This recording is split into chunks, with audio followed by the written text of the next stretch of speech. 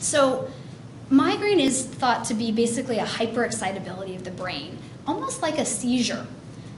We have a kind of a baseline idling level of certain people's brains, and triggers can increase that excitation. And what people are feeling when people say, I feel that throbbingness of my brain, it's really just increased sensitivity, your increased sensitivity and perception. You know, all your sensations are magnified, so you feel throbbing. It's not atypical throbbing, you just feel it more than the average person.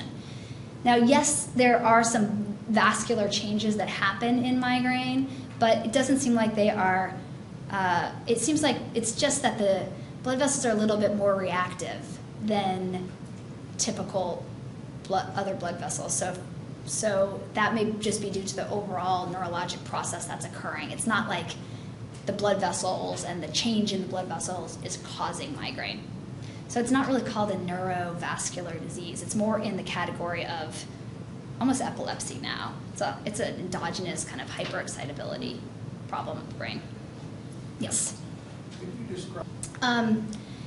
I judge it based on their other comorbidities. So if a patient is obese, I do not put them on a tricyclic. I'll put them on Topamax, unless they're a rocket scientist, in which case the cognitive side effects of Topamax might cause me to want to think about using some blood pressure medications. So I try to adjust it to their comorbidities. If they tell me they are depressed but can't sleep at night, then I would go for a tricyclic. If they tell me they're depressed and they're tired all the time, I might go for an SNRI because it's a little bit more activating.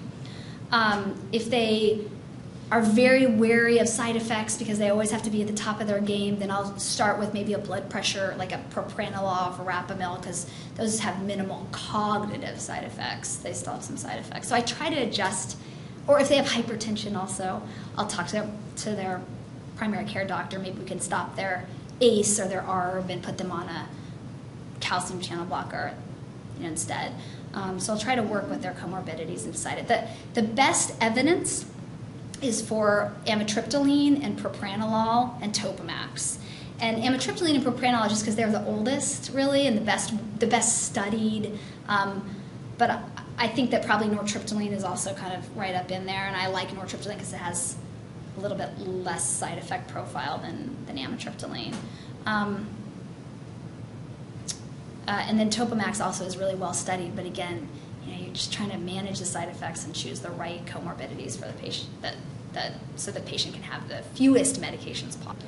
Yeah, I think that the evidence for SNRIs is weak for migraine. It's much stronger in pain. So I will try an SNRI, but it's not my first choice. Yes. What's the thinking Well, behind this? I think it's just the change from your norm. So if 5 days a week you're going, and then on Saturday you're like twiddling your thumbs, it's that delta, that change, that is the trigger. So how we try to work with our patients is to, okay, I know you wake up at 4:30 every morning to go to work, to drive 2 hours for your commute and get home at 9 o'clock every night, and on the weekends you like to sleep till noon, but we have to come to some sort of middle ground here where maybe you wake up at 6 and you get up and you are active and you're not just lying around that whole day to prevent kind of the delta from being as big as So relaxation is. refers to what people are doing. Yeah. Necessarily. Yes, sorry, I probably shouldn't have used that word for this group, but it's Saturday and Sunday. I mean, for most people that's their days off, but whenever they're not doing their stressful life, which could be just as stressful at home, but you know what I mean. Have it in the back. Oh, the differential? Okay, let's see. So they both are very stereotypical episodes, but I would say that seizure is much more that they have very typically a loss or an alteration of consciousness. They have tremulousness in half of their body or in all of their extremities. They can have loss of bowel or bladder. They can fall. Migraine is a little bit less than that. It's the way to think about it is kind of a seizure of your sensory system. Your sensory system is kind of like all input is coming in and nothing can be calmed down. So when you go out today, the light's going to be bright when you walk outside. You may put your sunglasses on, but if you didn't have your sunglasses, you wouldn't like squint for more than a minute. You would have become accustomed to the bright light. Migraineurs cannot adjust that bright light. That bright light will cause them pain and will continue to cause them pain for however long they're out there until they come back in. It's that they just can't, their body can't kind of accustom to or down-regulate the incoming sensory information they're receiving. Does it exist? Yeah, it does. So the definition of medication overuse is just having a headache, any headache, for more than 15 days a month and using medications that we know promote headache for 10 of those days. So it's not as common in tension headache, one, because pure tension headache is actually quite rare. Typically, if you push patients, they will have migrainous features. Or if you ask patients like that way, they will have you will record migrainous features or notice migrainous features. But and tension patients aren't given triptans, and they frequently aren't given opiates because people are like, "What? You have a tension headache? I'm not going to give you." So typically, if you see chronic tension type headaches, it's analgesic overuse that might be the culprit. It depends on the case. We had a case in clinic on Friday. The kid was using 100 Fioricet a week. Yeah, and so that would be a case where we would probably bring them into the hospital to detox them safely. And sometimes we bring them in, even if they could do it on their own.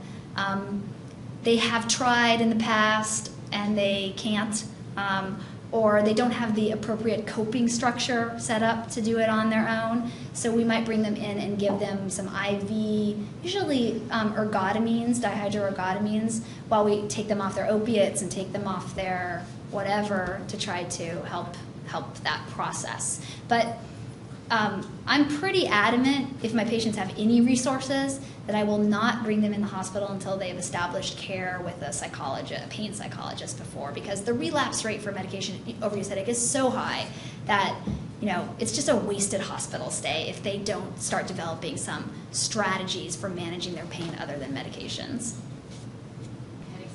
Yeah, so I try Botox for that, and I sometimes will try steroids. But I won't do benzos because I'm just going to get myself into the same situation with benzos. Get the patient into the same situation with benzos and me prescribing. And I'll try to really augment their preventive medications, and then I'll try to give them like as much information about why they need to come off the medications as I can, and be their cheerleader as much as I can, and really suggest that they see somebody who can be their cheerleader on a weekly basis and help them in this transition. It's a bumpy road. I mean, it's a really hard road. So it's almost impossible to do without a psychologist. So most of our patients will be authorized for at least one visit with our pain psychologists. And many of our patients have some authorization for long-term one-on-one therapy, but not all of our psychologists are available to do that. So we have classes that we offer patients, and those are, maybe Ravi can speak to those. Some of that is covered by insurance and some of that is out of pocket, but overall it's not a huge expense to patients because it's a class. And if they're Medicaid or Medi-Cal and they have zero resources, it's really hard because that's the whole reason why they got on Vicodin to begin with, because the doctor, they can't get any other medication. There's nothing covered by their formulary. So it's really hard and it's really frustrating, and I don't have a lot of good answers for you. If they are in a good county program, there are some county resources. San Mateo has a pain clinic. Santa Clara Valley has some psychological resources, but it's not optimal. Is that it? Thank you guys very much. My email, if anybody has another question.